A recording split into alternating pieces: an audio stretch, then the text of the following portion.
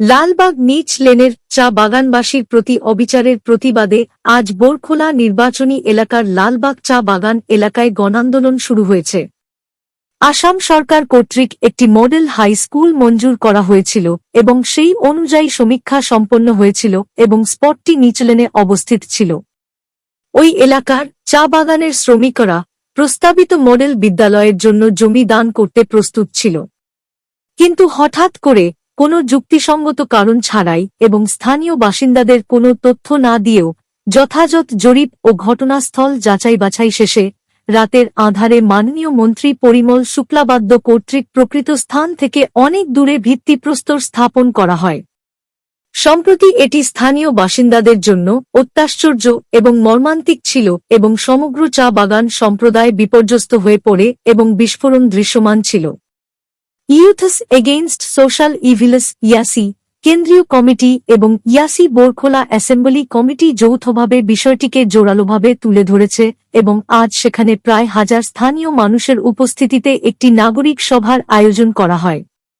অখিল ভূমিজের সভাপতিত্বে অনুষ্ঠিত সভায় ইয়াসি কেন্দ্রীয় কমিটির সভাপতি সঞ্জীব রায়, সহসাধারণ সম্পাদক সন্দীপ শীল, ইয়াসি বোরখোলা বিধানসভা কমিটির সভাপতি ইন্দ্রজিৎ কুর্মী, রাজু রিকিয়াসন, নীলিমা ভূমিজ, মেঘনাথ বক্তি, রামু প্রমুখ উপস্থিত ছিলেন। বিভিন্ন বক্তারা এই ধরনের ষড়যন্ত্র এবং অবিচারের উপর তাদের ক্ষোভ প্রকাশ করেছেন এবং আসাম সরকার এবং বিশেষ করে কাছাড় জেলা কমিশনারের কাছে এই সিদ্ধান্তের পুনর্বিবেচনা করার এবং লালবাগ নিচলেনে মডেল হাই স্কুলটি যেখানে জরিপ করা হয়েছিল সেখানে নির্মাণের জন্য সংশ্লিষ্ট কর্তৃপক্ষকে পুনরায় নির্দেশ দেওয়ার দাবি জানিয়েছেন। যেহেতু ৮০% বাসিন্দা লালবাগের নিচলেনে বাস করেন, তাই লালবাগের জনসংখ্যার মাত্র ২ সহ সম্প্রতি যেখানে ভিত্তিপ্রস্তর স্থাপন করা হয়েছিল তার জায়গায় নিচ লেনে প্রস্তাবিত মডেল স্কুলটি নির্মাণ করার সময়ের প্রয়োজন। স্থানীয় বাসিন্দারা সম্প্রতি আসামের মাননীয় মুখ্যমন্ত্রী এবং জেলা কমিশনার কাছাড়ের কাছে একটি স্মারকলিপি জমা দিয়েছেন এবং ইয়াসি আসামের মাননীয় মুখ্যমন্ত্রী, আসামের শিক্ষামন্ত্রী, কাছাড়ের জেলা প্রশাসকের কাছে আরেকটি স্মারকলিপি জমা দেবে আগামীকাল। এই ইস্যুতে এই অন্যায় পর্যালোচনা করে পুনরায় সিদ্ধান্ত না নিলে স্থানীয় বাসিন্দাদের সাথে নিয়ে ইয়াসি শীঘ্রই কঠোর আন্দোলনে নামবে। আজকে যে রাস্তার অবস্থা, প্রত্যেক দিন ছাত্রছাত্রীদের যাওয়াটা খুব কষ্টকর ব্যাপার হয়ে যায়।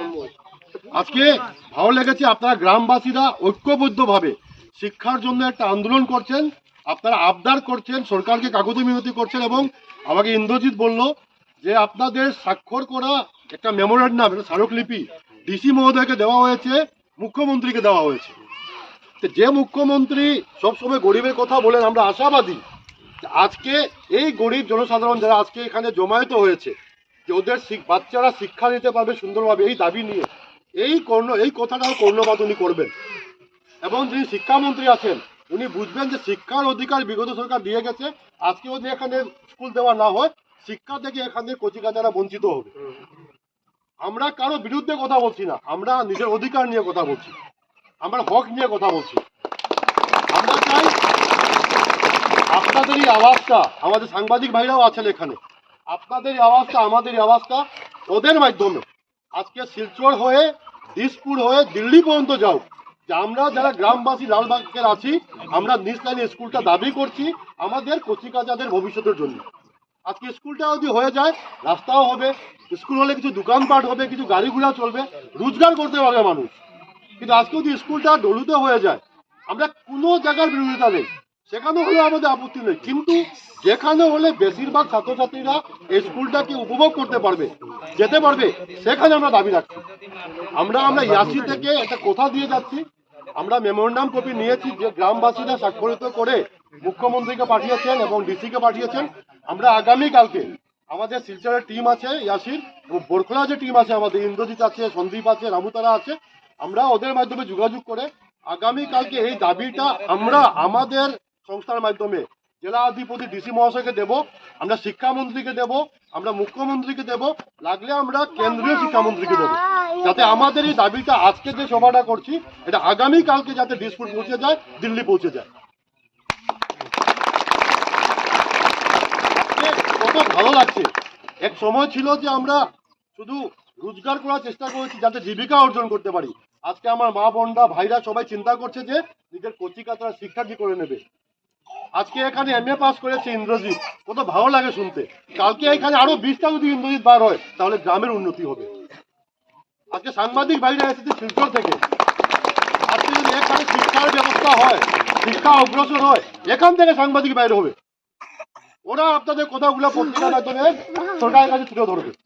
আজকে আমরা চাই ইন্দ্রজিতের মতো আরো 50টা ইন্দ্রজিৎ গ্রাম থেকে বেরোক, আরো 50 জন MA পাস করুক।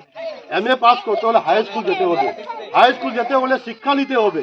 যদি দূরে চলে যায় স্কুলটা, আমি জানি অনেক অভাবী লোকরা আছেন, রোজ নিজের বাচ্চাকে স্কুলে পৌঁছাতে পারবেন না।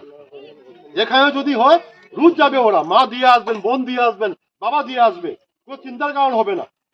যে জায়গাতে সার্ভে হয়ে গেছে, জমি দেওয়া হয়ে গেছে, আমরা আজকে সবার মাধ্যমে থেকে সিদ্ধান্ত নিচ্ছি যে আমরা জোরালো দাবি করব, লাগলে আমরা পরবর্তী একটা বড় আন্দোলনও করব আমাদের অধিকারের জন্য। আমরা কারো বিরুদ্ধে নয়, আমাদের অধিকারের জন্য। এবং আপনাদের পরিবারের হিসাবে আমাদের সংস্থা ইয়াসি কালকে জেলা অধিপতিকে মেমোরেন্ডাম দেবে এবং উনার মাধ্যমে আসামের মুখ্যমন্ত্রীকে দেবে এবং শিক্ষামন্ত্রীকে দেবে। আমরা একটা সময়সীমা দেব যে যেভাবে উপরে সিলেবাস করা হয়েছে এটাকে উইথড্র করে আবার যাতে পুনর্বিবেচনা করে সরকার হোক বা জেলা অধিপতি হোক বা শিক্ষা বিভাগ হোক, আবার যাতে আমাদের যেখানে সার্ভে হয়েছে, যেখানে লোকরা জমি দেওয়ার জন্য তৈরি আছে, সেখানে সিলেবাস হোক, স্কুলটা যে মডেল স্কুল দেওয়া হচ্ছে মডেল স্কুল নিচ লাইনে হোক। এই দাবি নিয়ে আগামীকালকে আমরা জোরালোভাবে জেলা অধিপতিকে দেখা করব, মুখ্যমন্ত্রী শিক্ষামন্ত্রীকে দেবো। আর যদি আমরা দাবি না মানা হয়, আমরা আপনাদেরকে নিয়ে আপনাদের অধিকারের জন্য, শিশুদের ভবিষ্যতের জন্য আমরা আগামীতে জোরদার আন্দোলন করব। ধন্যবাদ।